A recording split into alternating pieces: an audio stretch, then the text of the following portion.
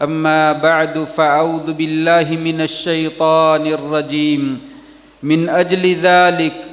كتبنا على بني إسرائيل أنه من قتل نفسا بغير نفس أو فساد في الأرض فكأنما قتل الناس جميعا ومن أحياها فكأنما أحيا الناس جميعا۔ اسی وجہ سے ہم نے بنی اسرائیل پر اس بات کو لکھ دیا کہ جس نے کسی جان کو بغیر جان کے قتل کیا یا زمین میں فساد کرتے ہوئے قتل کیا، گویا کہ اس نے تمام لوگوں کا قتل کیا، اور جس نے ایک جان کو بچا لیا گویا کہ اس نے تمام لوگوں کی جانوں کو بچا لیا۔ نہایت ہی عزت کے لائق سامعین محترم، بزرگوں، دوستوں، بھائیوں، معززات، ماؤں، بہنوں اور بیٹیوں، مسلمان ہر سال عید الاضحیٰ بڑے جوش اور خروش سے مناتے ہیں، اور اس موقع پر اللہ کے حضور اپنے جانوروں کی قربانی کا نذرانہ پیش کرتے ہیں۔ اللہ تبارک و تعالی تمام مسلمانوں کی قربانیاں اپنے دربار میں مقبول منظور فرما لے۔ سیم اسی طرح مسلمان ہر سال اس مہینے میں بیت اللہ کا حج ادا کرتے ہیں۔ نبی کریم صلی اللہ علیہ وسلم کے زمانہ میں سن 6 ہجری میں اور بعض روایات میں 9 ہجری میں اللہ تبارک و تعالیٰ نے حج کو فرض قرار دیا۔ آپ صلی اللہ علیہ وسلم نے اللہ کے حکم کی تعمیل کرتے ہوئے اسلام کا پہلا اور آخری حج، حجۃ الوداع، سن 10 ہجری کے اندر جو ہے وہ ادا فرمایا۔ آپ کے پاس اور آپ کے ساتھ تقریباً 1 لاکھ سے زائد صحابہ کرام کا جمع غفیر جو ہے وہ موجود تھا، جنہوں نے آپ کی معیت میں فریضہ حج جو ہے وہ ادا کیا۔ تو اس سال، جس سال آپ نے فریضہ حج ادا کیا، آپ نے بے شمار مواقع پہ بہت سارے خطبے ارشاد فرمائے، اور عرفات کے دن جو حج کا بنیادی دن ہوتا ہے، اس کے دن بھی ایک عظیم الشان خطبہ ارشاد فرمایا، جسے تاریخی خطبہ کہا جاتا ہے۔ اور بہت سارے خطبات ایسے ہوتے ہیں جو تاریخ کا دھارا بدل دیتے ہیں۔ آپ صلی اللہ علیہ وسلم کا یہ خطبہ بھی زمانوں کو اور تاریخ کے دھاروں کو بدل دینے والا تھا، اس لیے بھی کہ آپ صلی اللہ علیہ وسلم نے ارشاد فرمایا، لوگو لعلی لا القاکم بعد عامی ھذا، شاید اس سال کے بعد میری تمہارے ساتھ اس جگہ پہ ملاقات نہ ہو سکے، یہ میرا آخری حج ہو۔ اور اس اعتبار سے بھی وہ تاریخی خطبہ تاریخی بن گیا کہ یہ خطبہ قیامت تک کے آنے والے لوگوں کے لیے آپ صلی اللہ علیہ وسلم نے مکمل ضابطۂ حیات کی شکل میں پیش کر دیا۔ اسے دستور حیات بنا کر، دستور زندگی بنا کر لوگوں کے سامنے پیش کر دیا، اور لوگوں کو اس کا منشور عدل قرار دے دیا، اور اسی خطبے کو آپ صلی اللہ علیہ وسلم نے راہ نجات جو ہے وہ قرار دے دیا۔ گویا کہ یہ تاریخی خطبہ نہ صرف تاریخی خطبہ بن گیا، لوگوں کے لیے، آنے والی نسلوں کے لیے، قیامت تک کے لیے یہ راہ نجات اور صراط مستقیم جو ہے وہ قرار پا گیا کہ اس خطبے کے مطابق اگر زندگی بسر کریں گے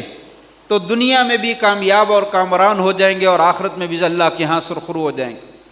اور اگر اس خطبے کو پس پشت ڈال دیا گیا، آخرت تو برباد ہونی ہے،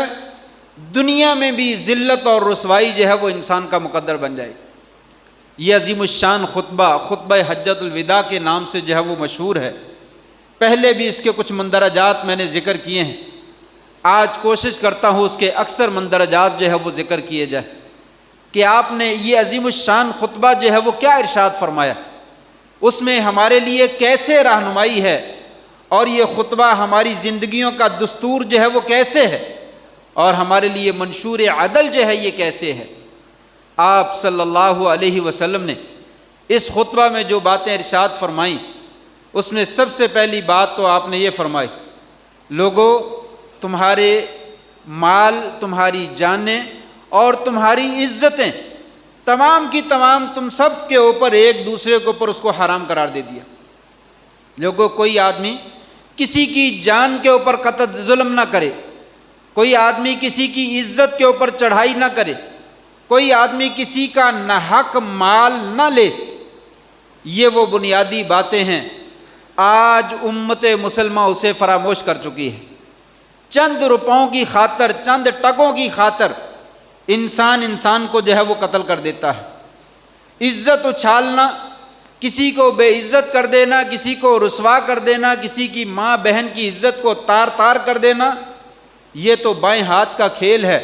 اور لوگوں کا محبوب مشغلہ ہے، لوگوں کا پسندیدہ مشغلہ ہے کہ لوگوں کی عزتوں کے ساتھ جو ہے وہ کھیلا جائے۔ آپ نے فرمایا تھا لوگوں نہیں، اسلام اس بات کا درس نہیں دیتا،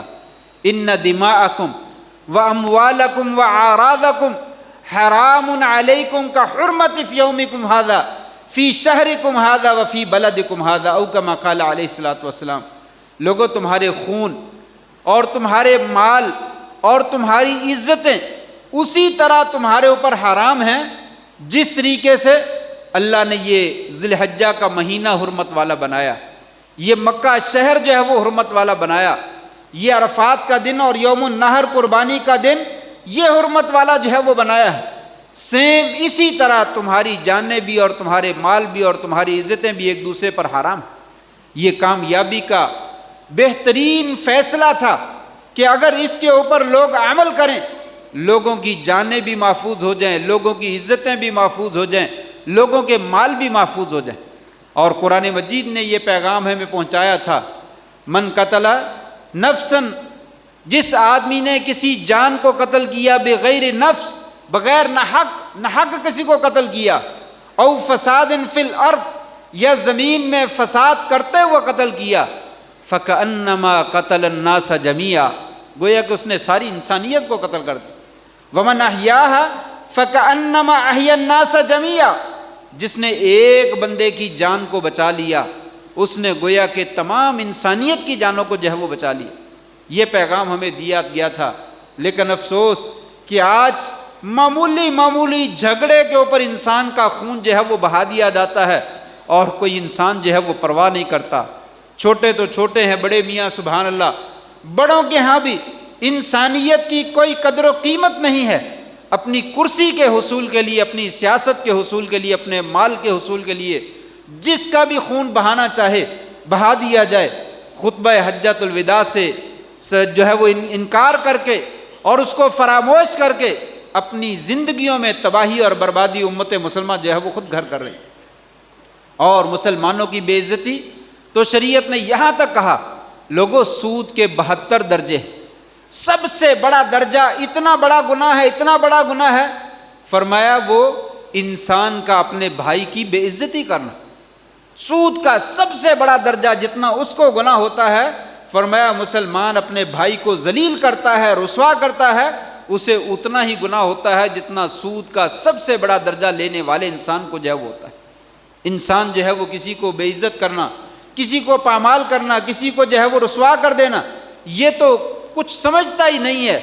وہ ماں باپ ہی کیوں نہ ہو، وہ بھائی کیوں نہ ہو، وہ قریبی رشتہ دار ہی کیوں نہ ہو، وہ دوست احباب ہی کیوں نہ ہو، انسان کسی کی کوئی پرواہ نہیں کرتا۔ اور اسلام نے کہا نہ، ایسا نہ کرنا۔ اگر تم امت مسلمہ ہو، اگر تم اللہ کے ماننے والے ہو، ایک نبی کے ماننے والے ہو، ان چیزوں کا خیال رکھنا، تمہیں اللہ تبارک و تعالیٰ عزتیں اور سرفرازیاں جو ہے وہ عطا فرما دے گا۔ لیکن افسوس کہ آج قوم نے اس بات کو فراموش کر دیا۔ عبداللہ بن عمر رضی اللہ تعالیٰ عنہما کہا کرتے تھے، بیت اللہ کو دیکھ کر کہتے ما اعظمک وعظم حرمتک، بیت اللہ تو کتنا عظیم ہے، کتنا خوبصورت ہے، تیری حرمت کتنی عظیم ہے، تیرا مقام اور مرتبہ کتنا عظیم ہے، دنیا بھر سے چاروں اطراف سے لوگ جو ہے وہ جوق در جوق تیرے گھر کا طواف کرنے کے لیے آتے ہیں، یہاں پہ عمرہ ادا کرتے ہیں، یہاں پہ حج ادا کرتے ہیں، تجھے چومتے ہیں، چاٹتے ہیں، تیرے گھر تیرے چاروں طرف میں چکر لگاتے ہیں، تیرا مقام بہت اونچا ہے، لیکن مسلمان اور مومن کی حرمت جو ہے وہ اللہ تبارک و تعالیٰ کے ہاں تجھ سے کہیں زیادہ۔ ایک مسلمان کی حرمت اور عزت اور اس کا احترام اے بیت اللہ تجھ سے کہیں زیادہ ہے، لیکن افسوس کہ آج مسلمان بیت اللہ کی حرمت کا تو پاس کرتا ہے لیکن مومن کی عزت کا پاس جو ہے وہ نہیں کرتا۔ دوسرا پیغام آپ نے اس خطبۃ الحجۃ الوداع میں یہ بھی دیا، لوگوں کی امانتوں کا خیال رکھنا، لوگوں کے قرض اور ادھار لی ہوئی چیزیں اسپیشل آپ نے خطبہ حجۃ الوداع کے موقع پر ارشاد فرمائی۔ لوگوں، جس کے پاس کوئی امانت ہے فلیؤدِ امانتہ، اسے چاہیے کہ وہ اپنی امانت جو ہے وہ ادا کرے۔ لوگوں، کسی کی امانت کو جو ہے وہ پامال نہ کرنا۔ آپ صلی اللہ علیہ وسلم نے ہجرت کی رات دشمنوں کی امانتیں واپس کر کے فرمایا، لوگوں یہ فریضہ ایسا ہے اس میں ذرہ برابر جو ہے وہ کوتاہی کی گنجائش نہیں ہے، میں محمد صلی اللہ علیہ وسلم اپنے خون کے پیاسے ان کی امانتیں بھی رات کو واپس کر کے جا رہا ہوں، کسی کی امانت میں نے خیانت نہیں کی ہے۔ میرے ماننے والوں، میری امت، یاد رکھنا کسی کے مال میں جو ہے وہ خیانت نہ کرنا۔ اور آپ نے ساتھ میں یہ بھی فرمایا العاریۃ مؤدات، العاریۃ مؤدات، لوگوں کسی کی ادھار لی ہوئی چیز جو ہے وہ واپس کرنی ہے، ادھار لے کر قبضہ کر کے نہ بیٹھ جانا، چاہے وہ ایک سوئی اور سوئی کا دھاگا ہی کیوں نہیں ہے، چاہے وہ لاکھوں اور کروڑوں اربوں اور خربوں روپے ہی کیوں نہیں ہے، کسی کی ادھاری چیز لی ہوئی ہے وہ واپس کرنا۔ والدین مقضی، لوگوں کسی کا قرضہ ہے تو قرضہ ادا کرنا۔ والزعیم غارم، اور کہا لوگوں جو ضمانت دینے والا ہے، کفیل ہے، وہ ذمہ دار ہے، اپنی ضمانت کو ادا کرے۔ جب اس نے کسی کی ضمانت دی ہے اور وہ ضامن بھاگ گیا ہے تو کہا یہ ضامن جو ہے، دوسرا بندہ مضموناً ہو وہ بھاگ گیا تو یہ ضامن جو ہے اس کی ذمہ داری کو جو ہے وہ ادا کرے، اپنی کفالت کو جو ہے وہ ادا کرے۔ یہ آپ صلی اللہ علیہ وسلم نے حجۃ الوداع کے موقع پر جو ہے وہ ارشاد فرمایا۔ تیسرے نمبر پر جو آپ نے عظیم پیغام دیا وہ کہا لوگوں، سود جو ہے وہ کھوکھلی دیوار ہے، کھوکھلے ستون ہیں، اس کے اوپر اپنے گھروں کی چھتیں جو ہے وہ تعمیر نہ کرنا۔ یہ عمارتیں کامیاب عمارتیں نہیں ہیں، یہ تمہارے مکانات جو سود پہ لے کر بنائے جاتے ہیں یہ کھوکھلے گھر ہیں، ان کے نیچے زندگی بسر نہ کرنا، یہ تمہاری تباہی اور بربادی ہے۔ آپ نے فرمایا لوگوں، میں نے سارے سود جو ہے وہ ختم کر دیے۔ اول ربا اضعہ ربا عبد المطلب، میں اپنے دادا کا یا عباس بن عبد المطلب، اپنے چچا کا جو سود ہے سب سے پہلے میں وہ معاف کرتا ہوں، میں نے ختم کر دیا، کسی سے سود نہ لینا ہے نہ دینا ہے۔ قرآن مجید نے یہی تو کہا تھا، یا ایھا الذین آمنوا، اے ایماندار لوگو، اگر تمہارے اندر ایمان ہے تو کیا ہے، وذروا ما بقی من الربا، تھوڑا سا سود بھی ہے، زیادہ بھی سود ہے، اس سے بچ جاؤ۔ ان کنتم مؤمنین، اگر تمہارے اندر کچھ ایمان ہے، فإن لم تفعلوا فأذنوا بحرب من اللہ ورسولہ، اگر تم نہیں ڈرتے، باز نہیں آتے، تو پھر اللہ اور اس کے رسول کے ساتھ اعلان جنگ کر دو۔ نہیں میں تھوڑا سا لیتا ہوں، یہ 5% ہی تو ہے، یہ 4%، یہ صرف 1% ہی ہے، شریعت نے کہا 1% ہے یا 20% ہے، اس سے کوئی فرق نہیں پڑتا، سود ہے اور اس کو اللہ نے حرام قرار دے دیا۔ لوگوں میں آج حجۃ الوداع کے موقع پر اعلان کرتا ہوں، ہم نے جن لوگوں سے سود لینا تھا ہم نے چھوڑ دیا۔ فرمایا اگر تم ایماندار ہو اپنی اصل رقم واپس لے لو، وَإِن تُبْتُمْ فَلَكُمْ رُؤُوسُ أَمْوَالِكُمْ لَا تَظْلِمُونَ وَلَا تُظْلَمُونَ، اگر تم توبہ کرو تو اپنا اصل مال جو ہے وہ واپس لے لو، زائد مال جو ہے وہ چھوڑ دو، یہی ایمانداری ہے۔ اگر نہیں باز آتے پھر اللہ سے اعلان جنگ کیے رکھو، پھر دیکھو کہ کیا بنتا ہے۔ آج ہمارا گھر، ہماری دیوار، ہمارا ستون، ہماری معیشت کھڑی نہیں ہو سکتی جب تک سود کے اوپر جو ہے وہ انحصار نہ کیا جائے۔ اور حجۃ الوداع کا پیغام ہے لوگوں، سود کے اوپر اعتبار نہ کرنا، یہ اللہ اور اس کے رسول کے ساتھ جو ہے وہ اعلان جنگ ہے۔ درہم الربا یاکلہ الرجل وہو یعلم، 1 پیسہ 1 روپیہ سود کا انسان کو معلوم ہے کہ یہ سود کا ہے، فرمایا وہ اس کو کھا لیتا ہے اللہ کے ہاں 36 مرتبہ زنا کرنے سے زیادہ جو ہے وہ برا ہے، 36 مرتبہ زنا کرنے سے زیادہ برا ہے۔ لیکن آج کوئی پرواہ نہیں ہے، نہیں تھوڑا سا تو ہے، اس میں کون سا کوئی فرق پڑتا ہے؟ یہ قسطوں کا کاروبار لے کر اس کے اوپر جرمانہ لے کر جو ہے وہ سود وصول کیا جاتا ہے، بینکوں کے اندر سے سود وصول کیا جاتا ہے، قرضے لیے جاتے اس میں سود لیا جاتا ہے، مکان بنائے جاتے اس میں سود، گاڑیاں لی جاتی اس میں سود۔ انسان کسی جگہ پہ پرواہ نہیں کرتا کون سی جان نکل رہی ہے کہ اس کے بغیر جو ہے انسان کا گزارا نہیں ہے، اس کے بغیر گزارا ہے، حلال کی کمائی میں برکت ہے، خیر ہے۔ امام ابن القیم رحمہ اللہ فرماتے ہیں فَإِنَّ آكِلَ الرِّبَا قَدْ عُدِمَ مِنَ الرَّحْمَةِ وَالْقَنَاعَةِ وَالْبَرَكَةِ، لوگوں سود کھانے والا وہ اللہ کی رحمت سے محروم کر دیا جاتا ہے، اسے کبھی قناعت کی توفیق نہیں ملتی۔ سود کھانے والا اربوں کھربوں روپے جمع کر لیتا ہے لیکن اس کا پیٹ نہیں بھرتا، اور والبرکہ، اس کے مال میں، اس کی اولاد میں، اس کے گھر بار میں اور اس کے رزق اور کاروبار سے برکت جو ہے وہ نکال لی جاتی۔ لے لیجئے سود، مل جائے گا، آپ کا وقتی طور پہ ظاہری طور پر گزارا ہو جائے گا، لیکن اللہ کی رحمت سے انسان مایوس ہے، قناعت کی توفیق سے مایوس ہے، اور خیر و برکت نام کی نشان بھی باقی نہیں رہتا۔ فرمایا لوگوں میں نے سود تمہارے اوپر حرام کر دیا۔ چوتھے نمبر پر آپ صلی اللہ علیہ وسلم نے ارشاد فرمایا لوگوں عورتوں کا خیال رکھنا، عورتوں کے حقوق کا خیال رکھنا۔ اسلام نے جس قدر عورتوں کو حقوق دیے ہیں کسی نے نہیں دیے، لیکن ماؤں بہنوں اور بیٹیوں سے بھی گزارش کروں گا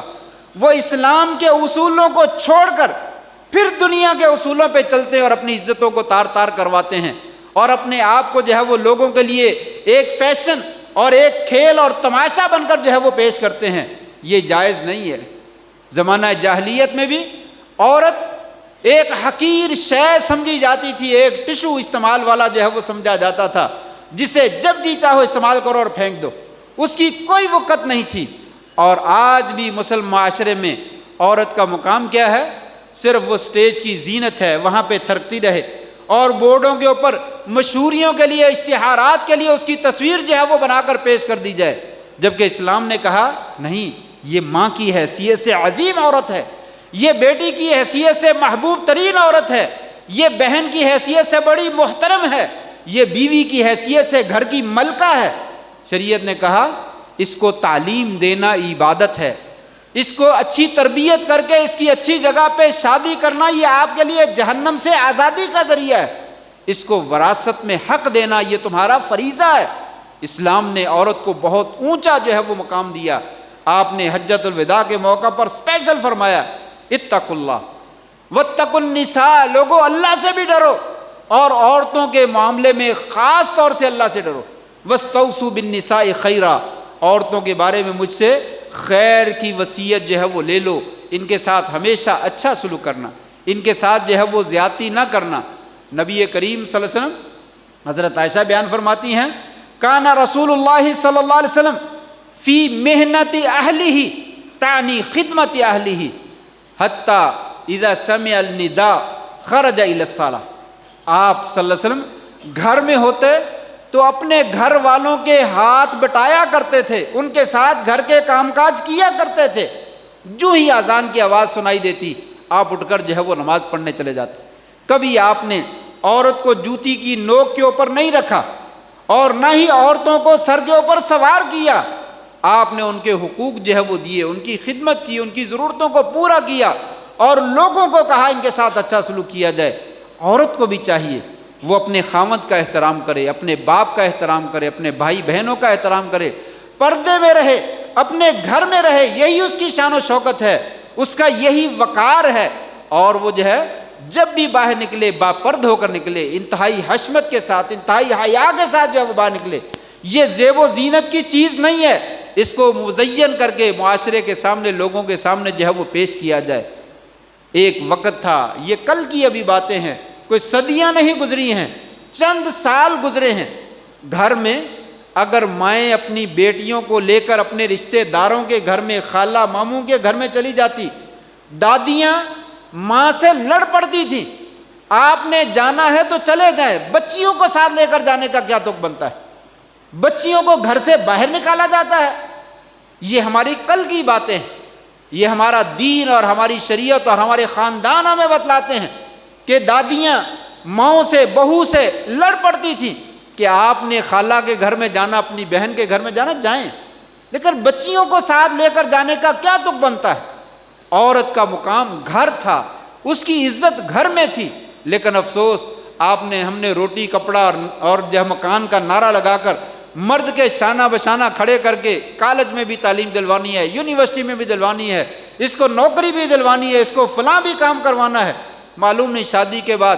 وہ گھر سے باہر بھی نہ نکلنے دیں، اس کی ایم ایس سی، اس کی میتھ میں ایم اے، اور اس کے اندر پتہ نہیں کیا کیا، جہاں مرضی کیا، وہ کس کام کے آنا ہے؟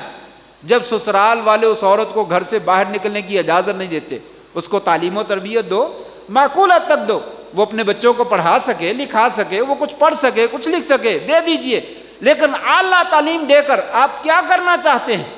عورت کا جو مقام اس سے چھین کر پھر پتہ کیا ہوتا ہے؟ عورتیں پھر باہر کام کرتی ہیں اور مرد نکھٹو بن کر گھر میں کھاتے ہیں، خدمت کرواتے ہیں، وہ سگریٹیں پیتا ہے، وہ نشہ کرتا ہے، وہ باہر نہیں جاتا، اسے معلوم ہے میری بیوی جو ہے وہ کمانے والی، میری بیوی جو ہے وہ خود کما کے لاتی ہے، پڑھی لکھی ہے، کرے کاروبار۔ اللہ نے یہ ذمہ داری مرد کے اوپر ڈالی، ہم نے کہا نہیں، یہ مرد کی ذمہ داری نہیں، یہ عورت کی ہے۔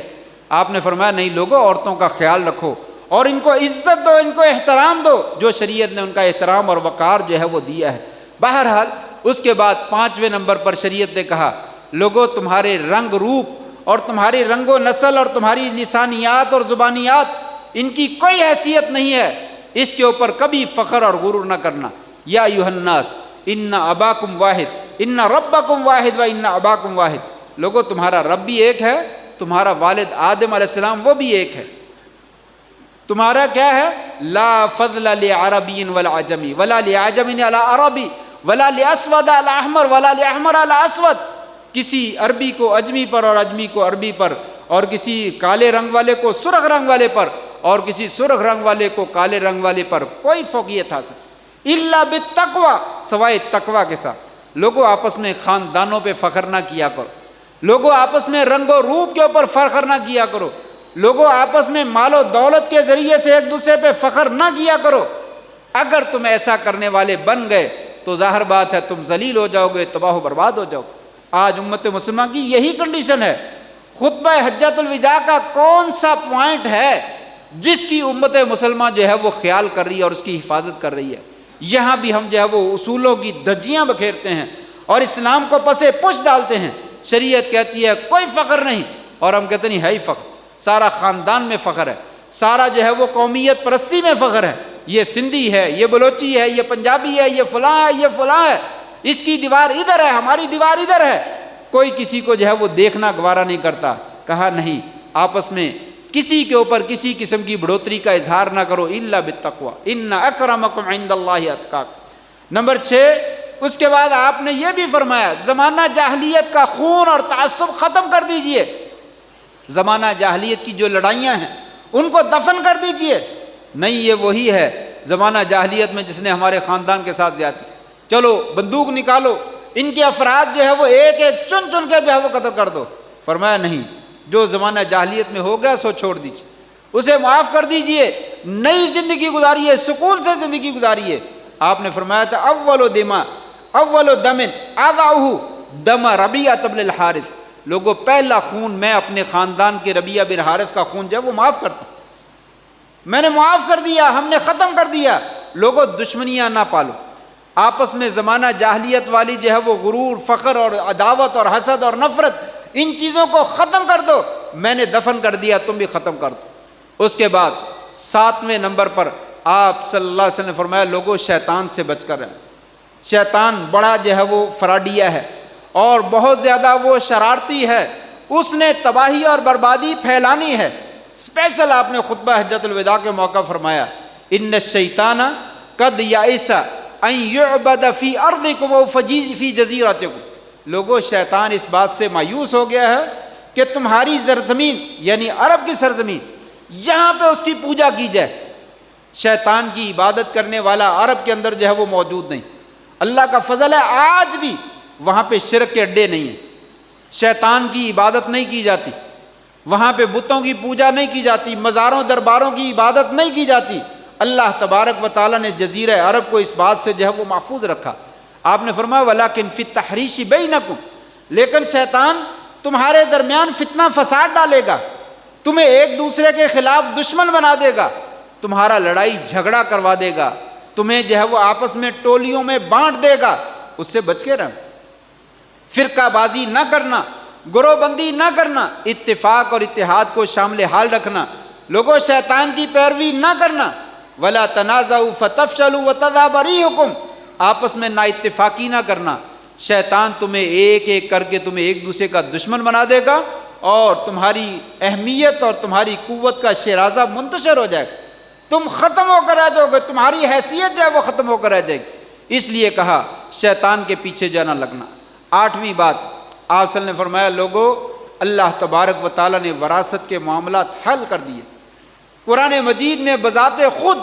مکمل وراثت کا حصہ جو ہے وہ لوگوں کا بیان کر دیا، ہر وارث کے حصے بیان کر دیے۔ ان اللہ قد آتا کل ذی حق حق حقہ فلا وصیۃ لوارث، لوگوں اللہ تبارک و تعالیٰ نے ہر ایک وارث کا حصہ متعین کر دی۔ کوئی باپ جاتے جاتے کسی وارث کے حق میں وصیت نہ کرے، وصیت غیر وارث کے لیے ہوتی ہے، وارث کے لیے کبھی وصیت نہیں ہوتی۔ بیٹے کے لیے کوئی وصیت نہیں، بیٹی کے لیے کوئی وصیت نہیں، بیوی کے لیے کوئی وصیت نہیں۔ جن لوگوں کو اللہ تبارک و تعالیٰ نے وارث بنایا ہے ان کے حصے دے دیے گئے، لہٰذا ان کے لیے وصیت کر کے جانا، ان کے نام پہ علیحدہ سے جائیداد لگا کر جانا، یہ ظلم ہے، یہ اللہ کی حدوں کو پھلانگنا ہے۔ لوگوں وصیت کا یہ وراثت کے احکام کا خیال رکھیں۔ لوگوں جیسے جیسے اللہ نے وراثت تقسیم کرنے کا حکم دیا اسی طرح تقسیم کرنا۔ یہ وراثت کے احکام بھی ذکر کر دیے۔ نمبر 9، 9ویں نمبر پر آپ صلی اللہ علیہ وسلم نے جو پیغام دیا وہ یہ دیا کہ لوگوں اللہ تبارک و تعالیٰ کے حکم سے میں تمہارے درمیان 2 چیزیں جو ہے وہ چھوڑ کر جا رہا ہوں۔ ترکت فیکم امرین لن تضلوا ما تمسکتم بہما کتاب اللہ و سنتی، لوگوں کتاب و سنت کو تھامے رکھنا، جب تک تم تھامے رکھو گے کبھی تم گمراہ نہیں ہوگے، لیکن اس کتاب و سنت کو جب تم نے چھوڑ دیا تو پھر یاد رکھنا تم گمراہ ہو جاؤ۔ آج ہمارے پاس فلاں بھی موجود ہے، فلاں بھی موجود ہے، فلاں بھی موجود ہے، لیکن کتاب و سنت موجود۔ میرے بزرگ نے یوں کہا تھا، میرے امام نے یوں کہا تھا، میرے پیر نے یوں کہا تھا، میرے مرشد نے یوں کہا تھا، اور نبی کریم صلی اللہ علیہ وسلم مرشد کہاں ہیں؟ اللہ تبارک و تعالیٰ کے احکام جو ہے وہ کہاں ہیں؟ کتاب اللہ کہاں ہے؟ سنت رسول جو ہے وہ کہاں ہے؟ آپ نے فرمایا تھا یہ دونوں ان کے درمیان جدائی نہ ڈالنا، یہ دونوں اکٹھے رہیں گے حتیٰ یرد علی الحوض، یہ کتاب و سنت دونوں اکٹھے مجھے حوض کوثر پر میری ان سے ملاقات ہو، یہ دنیا میں اکٹھے رہیں گے، ان کو جدا کرنے والے وہ مجھ سے بھی جدا ہو جائیں۔ فرمایا کتاب و سنت کے مطابق جو ہے وہ عمل کرنا۔ آخری بات جو آپ نے فرمائی، لوگوں میں جا رہا ہوں، میں نے پیغام پہنچا دیا، یہ میرا پیغام فَلْيُبَلِّغِ الشَّاهِدُ الْغَائِبُ، جو موجود ہے پیچھے آنے والے لوگوں کو پہنچا دینا، میری شریعت، میرے احکامات، میرا خطبہ حجۃ الوداع لوگوں کو پہنچا دینا۔ نظر اللہ عمران سمع مقالتی، اللہ اس بندے کو تر و تازہ کر دے، اس کو خوشنما بنا دے جس نے میری بات کو سنا، اسے اچھے طریقے سے یاد کیا اور یاد کر کے آگے لوگوں تک جو ہے وہ پہنچا دیا۔ اور یہ پیغام دینے کے بعد آخری بات آپ نے کہی، لوگوں میں نے اللہ کا پیغام پہنچا دیا، میرے بارے کل قیامت کے دن تم سے پوچھا جائے گا، بتاؤ میرے نبی نے کیا کیا تھا، کوئی بات تمہیں پہنچائی ہے؟ صحابہ کرام نے کہا قد بلغت وادیت ونصحت، یا رسول اللہ آپ نے اللہ کا پیغام پہنچا دیا اور ادا کرنے کا حق ادا کر دیا، امت کی جو ہے وہ نصیحت کر دی۔ آپ نے 3 مرتبہ کہا اللہم اشہد اللہم اشہد اللہم اشہد، یا اللہ تو گواہ ہو جا، میں نے تو پیغام پہنچا دیا، اب کوئی عمل نہیں کرتا تو اس کی ذمہ داری ہے، میں نے تو ہدایت کے تمام راستوں کو واضح کر دیا اور سیدھا راستہ واضح کر دیا، کامیابی کا راستہ جو ہے وہ واضح کر دیا، ایک ایک بات کو کھول کر بتلا دیا، اب ان کی مرضی ہے، اگر عمل کریں گے تو دنیا و آخرت دونوں جہانوں کی کامیابیاں لے لیں گے، اگر مخالفت کی تو یا اللہ پھر تو جان اور یہ ان کا کام جانے، پھر ان کا جو حشر ہوتا ہے پھر تو کرنا چاہے کر لینا۔ اور آج وہی بات ہے کہ ہم نے خطبہ حجۃ الوداع کو بالکل فراموش کر دی اور اس سے دور چلے گئے، جس کی وجہ سے ہماری حیثیت ختم ہو کر رہ گئی۔ ہم جو ہے وہ خس و خاشاک کی حیثیت ایسی بھی نہیں، سیلاب آتا ہے اور اس کے اوپر تنکے ایسے بہہ کر اڑ کر چلے جاتے ہیں جیسے ان کی کوئی حیثیت نہیں ہوتی۔ ایسے ہی مسلمانوں کا مقام اور مرتبہ ہے۔ اللہ سے دعا ہے اللہ تبارک و تعالی ہمیں جو آپ صلی اللہ علیہ وسلم نے دستور حیات دیا ہے اس کے مطابق جو ہے وہ زندگی بسر کرنے کی توفیق نصیب فرما دے اور آپ کی باتوں پہ عمل کرنے کی توفیق نصیب فرما دے۔ وآخر دعوانا ان الحمد للہ رب العالمین۔